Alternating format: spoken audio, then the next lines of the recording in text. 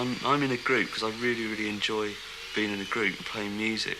And for me, like, if a day spent here, we'd actually record anything, but we'd kind of play and we just like talk to each other. It's something that I've always wanted. It's like it's a really excellent way to live. It's a really good environment. I feel really lucky a lot of the time.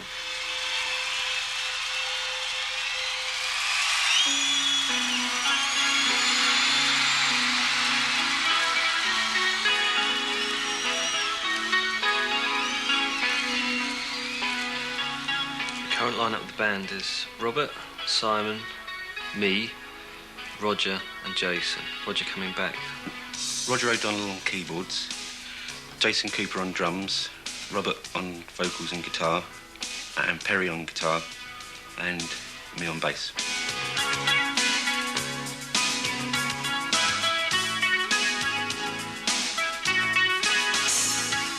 I joined the group in 1987 after they'd finished recording Disintegration, and that was quite a keyboard-orientated record.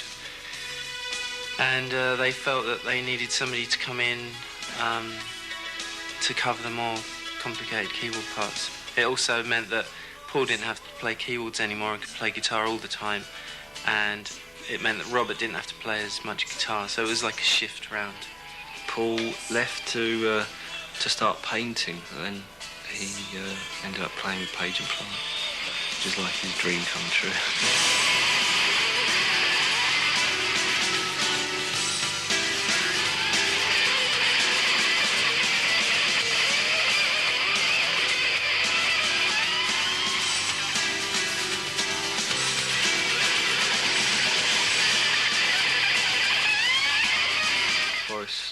Boris's departure was a bit sudden, a bit unexpected. I think he's playing in another group with his girlfriend. I didn't want to leave the group when I did. It was just felt like the right thing to do for me. I wanted to try and do something on my own. I'd been in groups for such a long time, playing other people's music. Although with The Cure, I was involved in Disintegration, and when I just wanted to try something else, and I did. But I missed the group. After about 3 years, I was sadly missing it. So Robert phoned me and said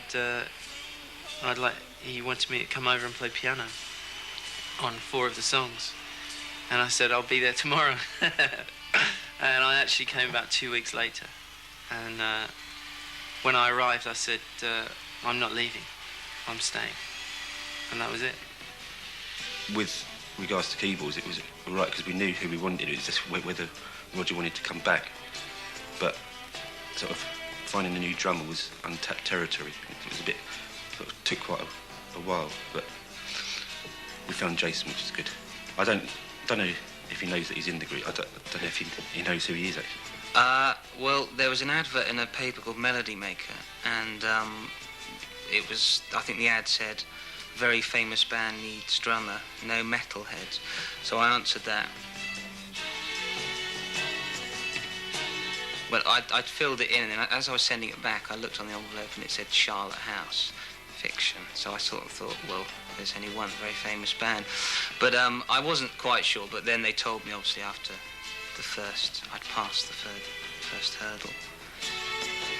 And there was kind of various other auditions. One was a videotaped one where I just went into a room and played the drums, did a sort of drum solo, and then they played 2 tracks from the new album, and I played along to that, and they recorded it.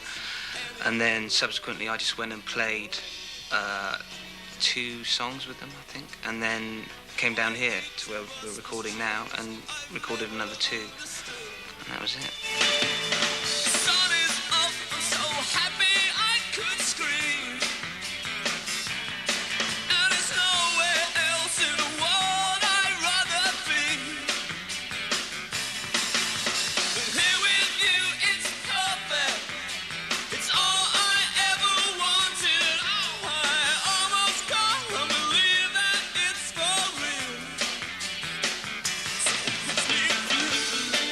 It's like it will. Well, I always say to people, it's like being in a completely new band, but it virtually is the way personnel has changed around.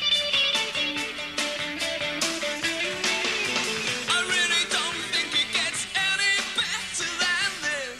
orchestra left before, it was quite sort of sad, really. I mean, there's a lot of tensions going on at the time, but now it's sort of older and wiser, and it's really good fun.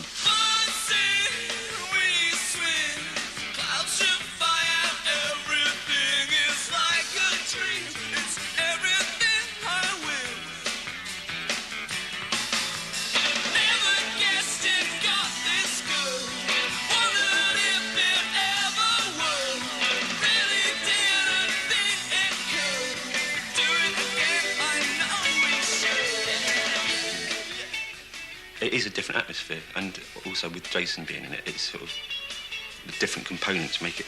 It's still funny, but it's funny in a different way.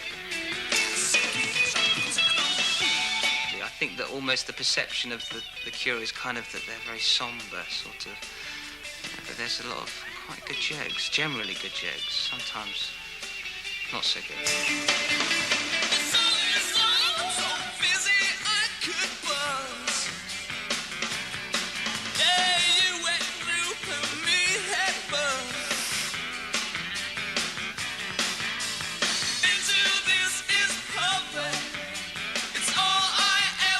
I know he had a lot of problems with lyrics on this album. He said that he came into the project with like a book full of them this thick, and he didn't use any of those.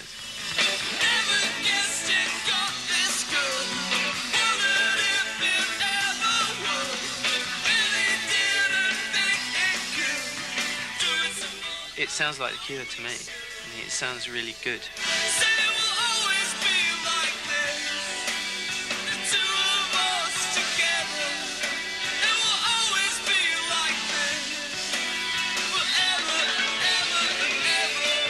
It's been very difficult arriving at the combination of songs for the album, because the album could sound completely different depending on, it's split pretty evenly between my original idea for the record, which is going to be very, very acoustic and like real strings and something quite an intimate sort of sound, and some of the other stuff which is very kind of loud and sort of like rock.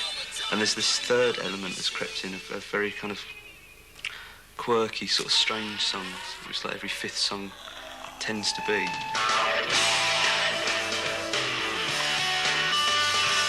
There's a couple of songs that are quite banal, really, but in a charming way, I hope.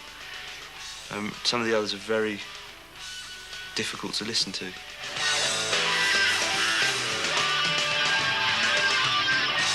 They are all really different. I mean, that's why the album's called Wild Mood Swings, because it does kind of like jump wildly. He'd written some songs which were a different style than I'd heard before, and I thought, this is the way it's going, you know. There's a lot more acoustic. Yeah, that was it. That was the Jupiter Crash. I really like Jupiter Crash, and it's a really good song. I think that's lyrically one of the best songs Robert's ever written. The words just work brilliantly. The sound of the sea. She just drifted away from me.